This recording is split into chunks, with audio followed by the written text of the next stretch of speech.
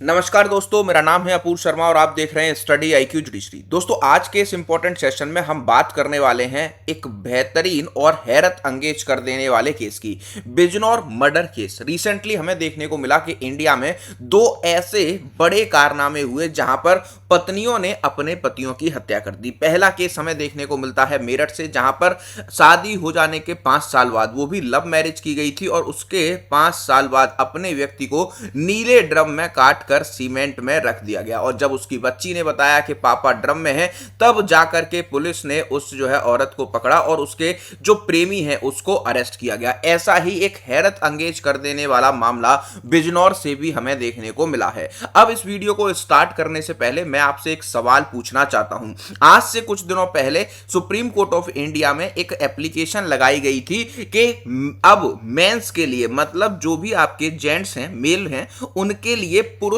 आयोग बनना चाहिए, क्योंकि रिसेंटली हमें देखने को मिलता है कि जो महिलाएं हैं वो अब पुरुषों पर अत्याचार करने लगी हैं। सोसाइटी हमेशा से देखने को मिलता है कि ये समझती है कि पुरुष प्रधान देश है या फिर पुरुष प्रधान सोसाइटी है, जहां पर मेल फीमेल के कंपैरिजन में ज्यादा शक्तिशाली हैं। लेकिन अब हमें देखने को मिलता है सुप्रीम कोर्ट अपने कई जजमेंट में, हाई कोर्ट अपने कई जजमेंट में इस बात को स्वीकार कर चुके हैं कि महिलाएं 498 ए के झूठे केसेस फाइल कर रही हैं, और 80 से 90% हमेशा झूठे केस फाइल किए जाते हैं।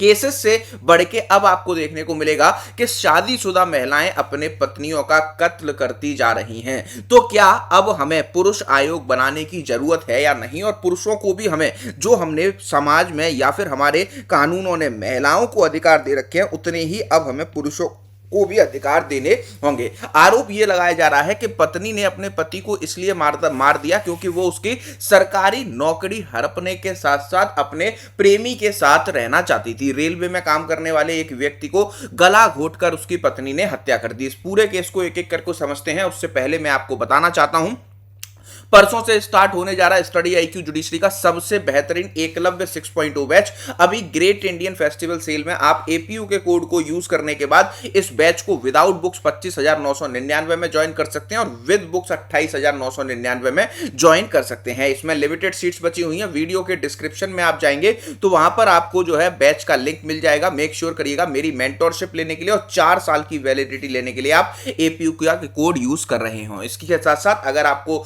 कोई भी डाउट होता है या फिर लॉ से रिलेटेड आपकी कोई भी क्वेरी है, आप मुझे अपूर्व शर्मा या ऑफिशियल, ये मेरा टेलीग्राम ग्रुप है, यहां पर कनेक्ट करके कुछ भी पूछ सकते हैं, या फिर मुझे व्हाट्सएप पर भी डायरेक्ट मैसेज करके कोर्सेज के बारे में कोई भी जानकारी ली जा सकती है। मूविंग अहेड, हार्ट अटैक आया था, ऐसा चिल्लाकर सबसे पहले महिला ने बताया। अपने घर में दोपहर का लगभग 2 बजे का टाइम हो रहा था, जहां पर पति कुछ खा रहा था। उस टाइम पर महिला ने एक रस्सी से गला घोंटकर अपने पति की हत्या कर दी। अब इस केस में आपको देखने को मिलेगा कि ये जो पति पत्नी है, ये अरेंज मैरिज वाले नहीं थे। 1 साल पहले ही इन्होंने लव मैरिज की थी और पत्नी का बिहेवियर बहुत ज्यादा लड़के के घर वालों के क्या कहते हैं खिलाफ था। इसी वजह से 15 दिन से चल रहे झगड़े को देखते हुए 15 दिन पहले ही लड़का अपने पत्नी के साथ किराए के घर में शिफ्ट हुआ था। ठीक है, और यहां पर आपको देखने को मिलेगा कि 15 दिन के अंदर ही लव मैरिज वाली वाइफ ने, जिसके 1 साल पहले शादी हुई है, अपने पति की रस्सी से गला घोंटकर हत्या कर दी। बिजनौर मर्डर केस उत्तर प्रदेश में एक और मामला देखने को मिला है। पहले हमें यूपी के मेरठ में एक मामला देखने को मिलता है, जहां पर एक लड़की अपने प्रेमी के साथ रहने के लिए अपने पति को काट के ड्रम में सीमेंट से चिन देती है। पोस्ट अब यहां पर आपको देखने को मिलेगा कि पत्नी ने दोपहर में चिल्लाकर अड़ोसी पड़ोसियों को बताया कि उसके पति का क्या हुआ है, हार्ट अटैक आ गया है। और हार्ट अटैक आने के बाद वो सबसे पहले उसको शोर मचाने की स्थिति हुए बाहर आती है और फिर उसको फटाफट से अस्पताल ले जाया जाता है। जब अस्पताल में वो पहुंचते हैं तो ऐसे केसेस में आपको देखने को मिलता है कि अस्पताल उसको एडमिट नहीं करते, क्योंकि वो आदमी तो पहले ही मर चुका था। अब इसकी मौत हार्ट अटैक से हुई है या नहीं, इसको चेक करने के लिए जिला अस्पताल ने कहा कि हम पोस्टमार्टम करके देखना चाहते हैं। तो पत्नी ने पोस्टमार्टम को करने से पूरी तरीके से मना कर दिया। और इसके बाद जब इसको रास्ते में वो जा रही थी तो उसने क्या किया, अपने जो रिलेटिव हैं, जो इसका भाई है, हस्बैंड का इसका छोटा भाई है, और इसकी माँ को कॉल करके बताया कि यहाँ पर दीपक को हार्ट अटैक आया है और वो फटाफट से फटाफट से इसको हॉस्पिटल लेकर जा रही है, आप लोग भी वहीं पर पहुंच जाइए। और ये पूरा वाकया जो है 4 अप्रैल को इसका जो है अंजाम दिया गया है। अब पुलिस के सामने सवाल यह है कि पत्नी ने रस्सी से गला घोंटकर जो हत्या की है, इसमें उसने अपना जो पूरा का पूरा क्राइम है इसको जो है क्या कर लिया, कबूल कर लिया। लेकिन पुलिस यहां पर यह पता लगाना चाह रही है कि इसके साथ साथ और कौन लोग इसमें जो है क्या थे, इसमें जो है पूरी तरीके से इन्वॉल्व थे। सबसे पहले उसने पोस्टमार्टम करने को मना कर दिया। इसके बाद आपको देखने को मिलेगा कि घर वालों के कहने पर जब घर वालों ने वहां पर आकर देखा कि जो उनका बेटा है, उसकी मां ने देखा उसके गले पर कुछ निशान पड़े हुए हैं, तो उनको शक हुआ। फिर उसके छोटे भाई के कहने पर जो है पोस्टमार्टम कराया गया और तब तक पोस्टमार्टम पत्नी नहीं कराना चाह रही थी। इसके बाद आपको देखने को मिलेगा कि पोस्टमार्टम की जब रिपोर्ट आई तो उसमें चौंका देने वाली जो है क्या हुई, आंकड़े सामने आए और यहां पर पोस्टमार्टम रिपोर्ट ने कहा कि इस व्यक्ति की मौत जो है हार्ट अटैक से नहीं बल्कि गला दबाने से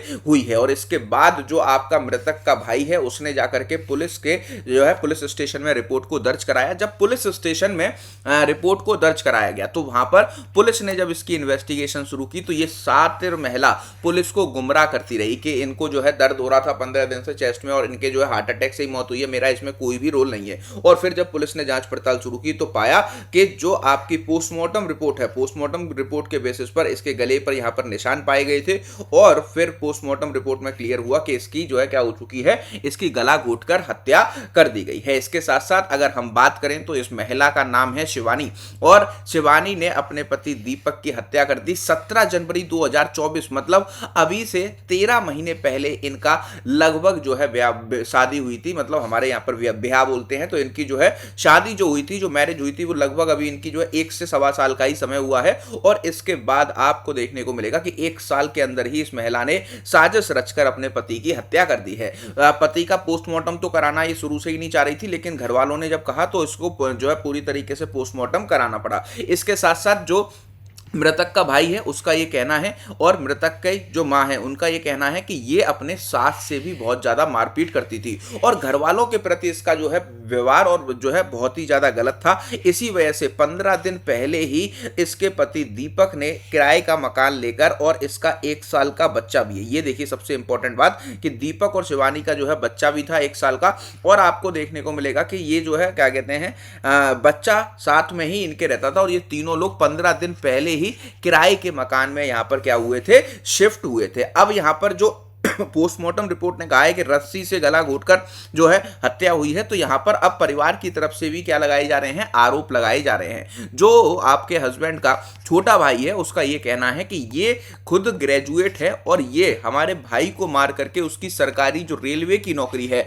और उसके जो फंड्स है उसको लेना चाहती थी, इसी वजह से इसने रस्सी से गला घोंट के हमारे भाई को मार दिया है। दीपक की अगर हम बात करें तो आपको देखने को मिलेगा दीपक ने 2021 में सीआरपीएफ को ज्वाइन किया और सीआरपीएफ में जो है लगातार 1 साल 2 साल काम करने के बाद उसने सीआरपीएफ की नौकरी छोड़ी और 2023 में उसने क्या किया, आपका जो है रेलवे को ज्वाइन कर लिया और वो रेलवे में एज इट इज अभी तक जो है यहाँ पर काम कर रहा था। लेकिन अब मैं यहाँ पर एक सवाल पूछना चाहता हूँ आप सभी दर्शकों से जो इस वीडियो को देख रहे हैं कि अब हम देखते हैं कि पहले समाज में जो धारणा थी कि महिलाएं कमजोर होती हैं और महिलाओं को जो है ज्यादा लॉज की जरूरत पड़ती है उनको प्रोटेक्शन देने के लिए, इन्हीं लॉज का, इन्हीं कानूनों का अब गलत इस्तेमाल किया जा रहा है। इवन दो अब तो हद इस तक हो चुकी है कि महिलाएं, शादीशुदा महिलाएं अपनी मर्जी लव मैरिज करती हैं और फिर दूसरों के साथ में रहने के लिए अपने ही हस्बैंड, पति की हत्या कर देती हैं। और कई बार हमारे देश में यह सवाल उठ चुका है कि महिलाओं को हमने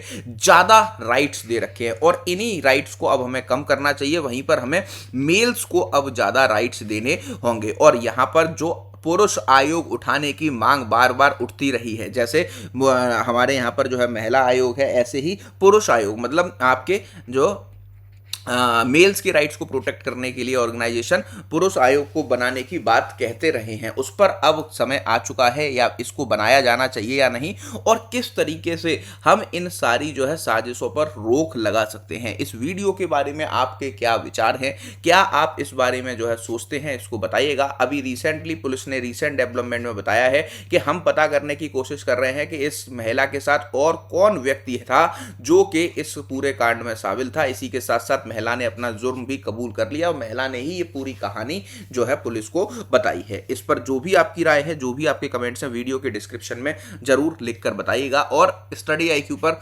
जुडिशियल सर्विसेज की प्रिपरेशन कराने वाला एकलव्य 6.0 बैच जो है स्टार्ट होने वाला है, जहां पर आपको अब ये ग्रेट लर्निंग फेस्टिवल में एपीयू का कोड से ये बैच 25,000 विदाउट बुक्स और विद बुक्स 28,999 का दिया है। आप 9,000 का फ्लैट डिस्काउंट इस पर ले सकते हैं। 14 अप्रैल से क्लासेस स्टार्ट हो रही हैं। मेरी मेंटोरशिप के लिए 4 साल की वैलिडिटी के लिए इस बैच को ज्वाइन करने के लिए आप एपीयू का कोड यूज करिए और मेक श्योर करिएगा एडमिशन लेते वक्त आप इसी कोड को यूज कर रहे हो। इससे रिलेटेड कोई डाउट हो तो आप मुझे मेरे व्हाट्सएप पर मैसेज कर सकते हैं या फिर अपूर्व शर्मा ऑफिशियल ये मेरा टेलीग्राम ग्रुप है, मुझे टेलीग्राम पर सर्च करके कोई भी जानकारी ले सकते हैं। वीडियो पसंद आया हो तो इसको लाइक और शेयर करना मत भूलेगा। Thank you for watching.